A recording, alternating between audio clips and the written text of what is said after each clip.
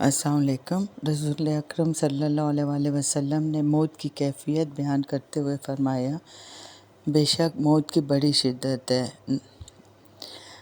یہ تو آپ سب لوگوں کا اندازہ تو کر سکتے ہیں کہ موت کی شدت و غشی جو موت کے وقت پیش آتی ہے اسے سکرات کہتے ہیں۔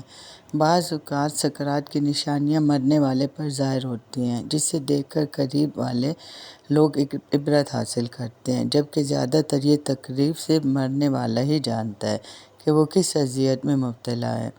موت سے پہلے سکرات کی حالت سب پر طاری ہوتی ہے، لیکن 5 ایسے خوش نصیب ہیں جنہیں موت کے وقت اس تکلیف سے نہیں گزرنا پڑے گا۔ ان کی جان آسانی سے نکالی جائے گی۔ جب انسان کے سانس ختم ہو رہے ہوتے ہیں تو اس وقت انسان کی آدھی روح انسان کے جسم میں ہوتی ہے اور آدھی باہر۔ اس نے انسان کو بہت زیادہ تکلیف برداشت کرنی پڑتی ہے۔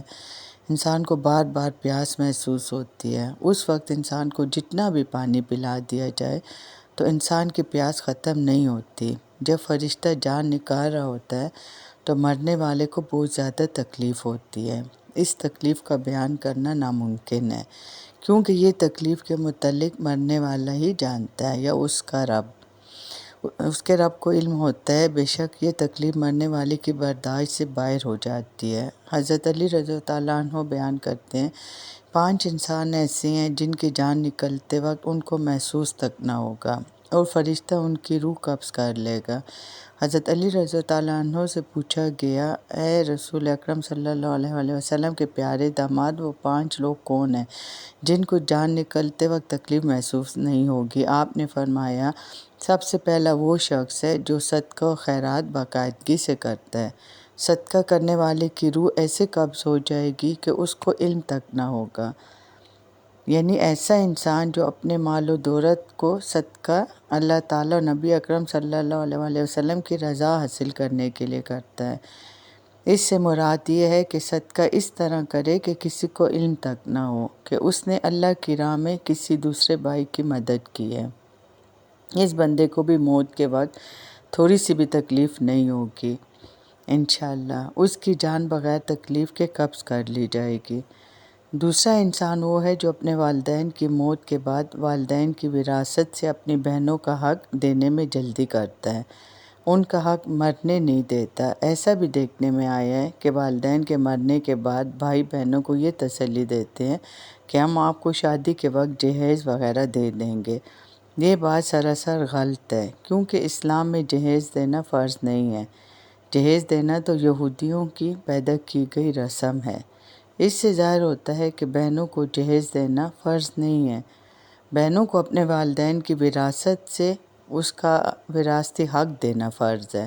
کچھ لوگ اپنی بہنوں کو وراثت میں حصہ نہیں دیتے، وہ خود ہی سارے حصے کے مالک بن جاتے ہیں۔ اگر بھائی ایسا کرتے ہیں تو ان کو آخرت میں اس کا حساب دینا ہوگا، جو کہ دنیا میں حصہ دینے سے تو بھائی بچ جائیں گے اور آخرت میں ان کی بخشش نہیں ہوگی۔ اور حدیثوں میں بھی بہنوں کے حق کے بارے میں بڑی تفصیل کے ساتھ بیان کیا ہے۔ دوسری حدیث میں بھی حضرت سعید بن زید رضی اللہ عنہ سے مروی ہے، نبی اکرم صلی اللہ علیہ وسلم نے فرمایا، کوئی انسان تھوڑی سی زمین بھی کسی انسان سے ظلم و ستم سے چھیننے گا تو قیامت کے دن 7 آسمانوں سے اتنی زمین اس انسان کے گلے میں توق بنا کر ڈالی جائے گی۔ ایک اور حدیث میں حضرت انس رضی اللہ عنہ سے مروی ہے کہ نبی اکرم صلی اللہ علیہ وسلم نے فرمایا، جو انسان اپنے بہن بھائی کی وراثت یعنی وراثتی حصے میں ہیرا پھیری کرے گا تو اللہ تعالیٰ قیامت کے دن اس کی جنت سے میراث ختم کر دے گا۔ یہی وجہ ہے کہ جہیز کی لعنت ایسی لعنت ہے جس طرح یہودیوں کی عورتوں کو بغیر جہیز کے کوئی قبول نہیں کرتا تھا، آج اسلام میں بھی وہی رسموں نے جنم لے لیا ہے۔ یہی وجہ ہے کہ ہمارے معاشرے میں غریب کی لڑکی گھر بیٹھے بیٹھے ہی عمر رسیدہ ہو جاتی ہے، جس کا کوئی رشتہ نہیں آتا، کیونکہ ہم یہ بات سوچتے ہیں کہ یہ غریب نے اپنی بیٹی کو کیا دینا ہے۔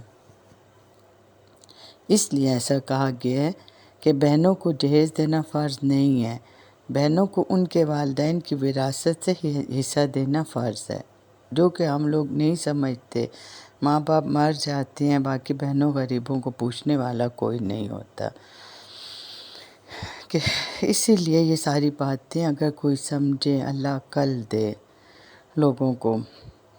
اسی لیے پھر فرمایا گیا کہ جو بندہ اپنی بہنوں کو وراثت میں حصہ دینے پر جلدی کرتا ہے تو اللہ تعالیٰ اس بندے کی روح ایسے قبض کر لیتا ہے کہ اس کو محسوس تک نہیں ہونے دیتا۔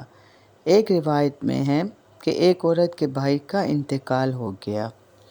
اس نے کہا مجھے بھی میرے بھائی کی قبر پر لایا گیا اس عورت کی آنکھوں کے سامنے اس کے بھائی کو قبر میں اتار کر دفن کر دیا گیا۔ دفن کرنے کے بعد دعا کرنی تھی۔ اس بہن نے سب جنازے والوں کے سامنے رو رو کر اللہ تعالیٰ سے یہ دعا کی، اے اللہ تعالیٰ آج انصاف کا دن آ گیا ہے، میرے ساتھ بھی انصاف کرنا، میرے اس ظالم بھائی کو اپنی رحمت سے دور کر دے۔ اے اللہ تعالیٰ میرے بھائی کو اپنی رحمت و برکت سے اس طرح سے دور فرما دے جیسا کہ اس نے مجھے میرے وراثتی حصے سے دور کر دیا تھا۔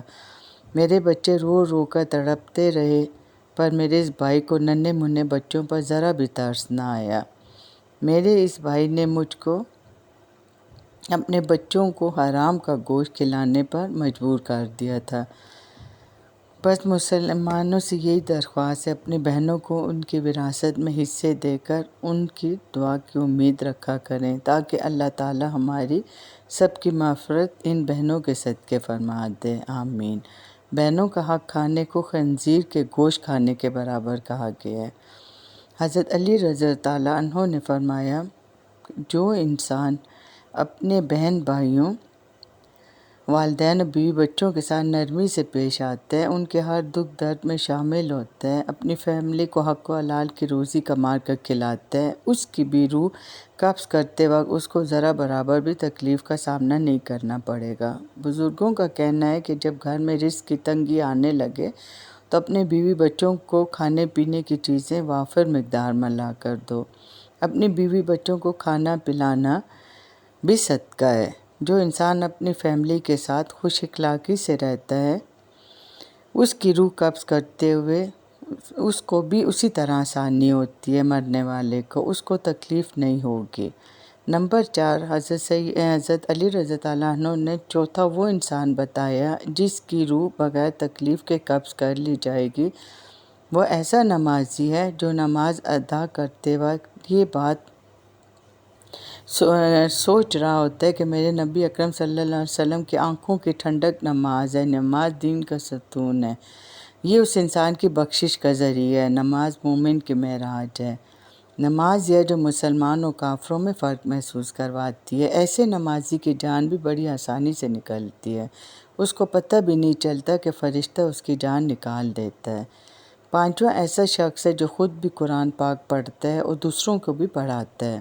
پھر فرمایا راتوں کو اٹھ کر قرآن پاک کی تلاوت کیا کرو، کیونکہ اس وقت اللہ تعالیٰ خود اپنے بندے کو فرما رہا ہوتا ہے، اے میرے بندے مانگ تو کیا مانگتا ہے، میں تجھے تیری خواہش کے مطابق عطا کروں۔ قرآن پاک کی رو رو کر تلاوت کیا کرو، کیونکہ اللہ تعالیٰ ایسے تلاوت کرنے والے کی فوراً دعا قبول فرماتے ہیں۔ اگر رونا نہ آئے تو رونے والا چہرہ بنا لیا کرو۔ قرآن پاک خود پڑھنے والا اور دوسروں کو پڑھانے والا کی جان بھی ایسی ہی قبض ہوگی کہ اس کو ذرا برابر تکلیف نہیں ہوگی۔ اللہ پاک سے دعا ہے جب ہمارا وقت نزا آئے تو ہمیں سکرات کی شدت اور تکلیف سے محفوظ رکھے اللہ تعالیٰ، اور ہمارا اس دنیا سے جاتے وقت خاتمہ ایمان پر ہو۔ اللہ تعالیٰ ہماری دعاؤں کو قبول فرمائے، آمین۔ اور اللہ تعالیٰ ہر انسان کو ہدایت دے کہ وہ اپنے کسی بہن بھائی کا حق نہ کھائیں، بلکہ ماں باپ جیسے ہی مرے ان کو جیسے ہی دفن کریں اس کے فوراً بعد اپنے بہن بھائیوں کو ان کا حصہ دے دو، خاص کر بہنوں کو، ان کو مانگنا نہ پڑے، انہیں کہنا نہ پڑے، انہیں کہنے کی ضرورت نہ پڑے۔